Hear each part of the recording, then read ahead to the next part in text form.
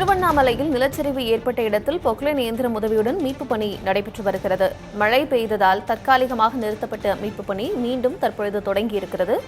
அண்மை செய்தியை பார்த்து வருகிறோம். 3 முறை அங்கு நிலச்சரிவு ஏற்பட்டிருக்கிறது. ஏற்கனவே முதல் முறை ஏற்பட்ட நிலச்சரிவில் 7 பேர் சிக்கியிருக்கிறார்கள். அவர்களை மீட்கக்கூடிய பணிதான் தொடர்ந்து நடைபெற்று வருகிறது. விவரங்களோடு இணைந்திருக்கிறார் செய்தியாளர் குமரவேல். குமரவேல், திருவண்ணாமலையில் அண்ணாமலையார் மலை அப்படிங்கிறது மிகவும் பிரசித்தி பெற்ற ஒரு மலை.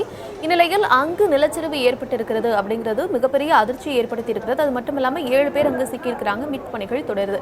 திருவண்ணாமலையில இதுக்கு முன்னாடி இது போன்ற நிகழ்வுகள் நடந்திருக்கு. அதுக்கான வரலாற்று கூறுகள் எதுவும் இருக்கிறதா? என்ன விவரம்?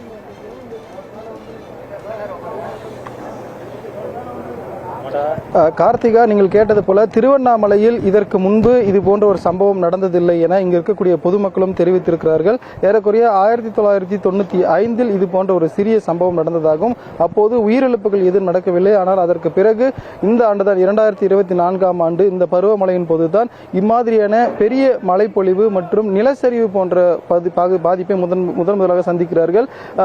இந்த மீட்பு பணி 7 பேர் சிக்கியிருந்த மீட்பு பணியானது தொடர்ந்து நடைபெற்று வந்த நிலையில் சற்று நேரத்திற்கு முன்பாக சாரல் மழை பொழிந்தது. அதன் காரணமாக நிறுத்தி வைக்கப்பட்டு இது மீண்டும் மெதுவாக தொடங்கி இருக்கிறது. அதே போல இட்டாச்சி இயந்திரமும் இந்த பகுதிக்கு கொண்டு வரப்பட்டிருக்கிறது. ஏனென்றால் காலையில் இருந்து பெரிய பாறைகள், அதிகப்படியான மண்கள் இருப்பதால் மேன் பவரை மட்டுமே பயன்படுத்தி மீட்பு பணியில் ஈடுபட முடியல. அதன் காரணமாக தற்போது நம்ம காட்சியில் பார்ப்பது போன்று இப்பதான் இட்டாச்சி இயந்திரம் உள்ளே கொண்டு வந்து இதன் மூலமாக மீட்பு பணியை செய்ய இருக்கிறாங்க. இந்த நிலையில நீங்கள் ஏற்கனவே கேட்டது போல திருவண்ணாமலை பகுதியில், திருவண்ணாமலைன்றது வந்து ஆன்மீக ஸ்தலத்தில் ஒன்று. குறிப்பா வர 13ஆம் தேதி வந்து கார்த்திகை தீபத்தன்றைக்கு 2666 அடி உயரத்தில் இருக்கிற மலை மீது தீபம் ஏற்றுவார்கள். அத்தகைய முக்கியமான மலையில் தான் இந்த மண் சரிவு ஏற்பட்டிருக்குது.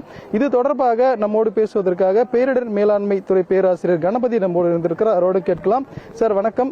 திருவண்ணாமலையில இந்த அண்ணாமலையார் மலை பகுதியில் தொடர்ச்சியான நிலச்சரிவுகள் இல்ல மண் சரிவுகள் ஏற்படுவதற்கு என்ன காரணமா பாக்குறீங்க சார்? வணக்கங்க. இந்த நிலச்சரிவு பார்த்தீங்கன்னா ஆக்சுவலாக நம்ம இதுக்கு முன்னாடி வந்து திருவண்ணாமலையை பொறுத்த வரைக்கும் நிலச்சரிவு அப்படின்றது பெரிய அளவு கிடையாது. பட் ஆனால் பார்த்தீங்கன்னா நம்ம வந்து ஏற்கனவே வந்து இந்திய கண்டத்தை வந்து நிலச்சரிவில் வந்து 4 வகையாக பிரிச்சிருக்கோம். அதில் திருவண்ணாமலையை பொறுத்த வரைக்கும் லோ டு மாடரேட், அதாவது மிதமான அளவு நிலச்சரிவு வரக்கூடிய உள்ள பகுதிகளாக தான் நம்ம பிரிச்சிருக்கோம் ஆக்சுவலாக. ஸோ இதுக்கு முன்னாடி வரலனா கூட இந்த நிலச்சரிவுக்கான காரணம் என்ன அப்படின்னு நம்ம பார்த்தோம் அப்படின்னு பார்த்தீங்கன்னா, கடந்த 30லேருந்து 1ஆம் தேதி பார்த்தீங்கன்னா நமக்கு 30ஆம் தேதி காலை 8:30லேருந்து 1ஆம் தேதி காலை 8:30 வரைக்கும் 75 சென்டிமீட்டர் மழையும், 1ஆம் தேதி காலை 8:30லேருந்து 2ஆம் தேதி காலை 8:30 வரைக்கும் 162 சென்டிமீட்டர் மழையும் வந்து இப்போ பொழிஞ்சிருக்கு. டோட்டலாக பார்த்தீங்கன்னா நமக்கு வந்து அரௌண்ட் வந்து 23.7 சென்டிமீட்டர் மழை இந்த 2 நாளில் பார்த்தீங்கன்னா 23.7 சென்டிமீட்டர் மழை வந்து நமக்கு பெஞ்சிருக்கு. ஸோ ஒரு ஷார்ட் டியூரேஷன்ல வந்து இவ்வளவு மழை பெய்யும் போது அங்குள்ள பாறைகள் மேல் உள்ள மண்கள் வந்து தன்னோட தாங்குத்தன்மை இழந்து வந்து நிலச்சரிவு வந்து நடந்திருக்கு. இது மட்டுமே வந்து இதற்கு ஒரு காரணமா நம்ம சொல்ல முடியாது. ஏன் அப்படின்னு பார்த்தோம்னா, திருவண்ணாமலையை பொறுத்த வரைக்கும் நில அதிர்வு வரக்கூடிய வாய்ப்புள்ள ஏரியாக்களா வந்து நம்ம பிரிச்சிருக்கோம். இதுல ஏற்கனவே பார்த்தீங்கன்னா 1822லேருந்து நிறைய வந்து நில அதிர்வுகள் வந்து திருவண்ணாமலை ஏரியாவில் வந்திருக்கு. சமீபத்தில் பார்த்தீங்கன்னா 2013 வந்து ஒரு 3 மேக்னிடியூடும், 2021 வந்து ஒரு 3 மேக்னிடியூடும் வந்து வந்திருக்கு. இந்த மாதிரியான சிறு சிறு நில அதிர்வுகள் வந்து ஏற்கனவே மலைப்பாங்கான இருக்கக்கூடிய மண்களோட தாங்கும் தன்மையை வந்து கொஞ்சம் வந்து அதிர்வுகளால வந்து கொஞ்சம் குறைக்க வாய்ப்பு உள்ளது. ஸோ இப்போ வந்து ஏற்பட்டுள்ள மழை வந்து ஒரு அடிஷ்னல் காரணியை வந்து நம்ம இங்கே கொண்டு வரணும்.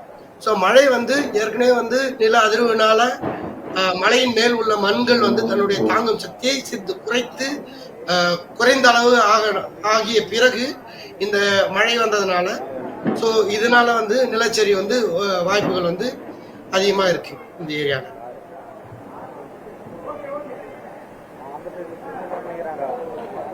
நன்றி சார். தங்கள் இணைப்பில் தகவல்களை பரிந்தமைக்கு. கார்த்திகா, பேராசிரியர் குறிப்பிட்டது போல திருவண்ணாமலை நில அதிர்வுகள் உணரக்கூடிய ஒரு பகுதியாகவும் இருக்குது.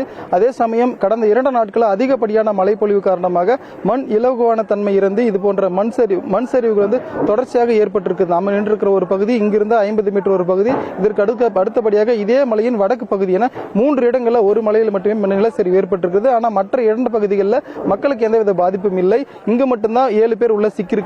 அவங்க தொடர்ந்து மீட்கும் பணியானது தொடர்ச்சியாக இப்ப நடந்து வருகிறது. கார்த்திகா, மீட்பு பணிகள் தொடர்ந்து நடைபெறுகிறது. திருவண்ணாமலையில் மண் சரிவு ஏற்பட்டதற்கான காரணம் என்ன அப்படிங்கிறதையும் அவர் விளக்கினார். விவரங்களை வழங்கியமைக்கு நன்றி குமரவேல்.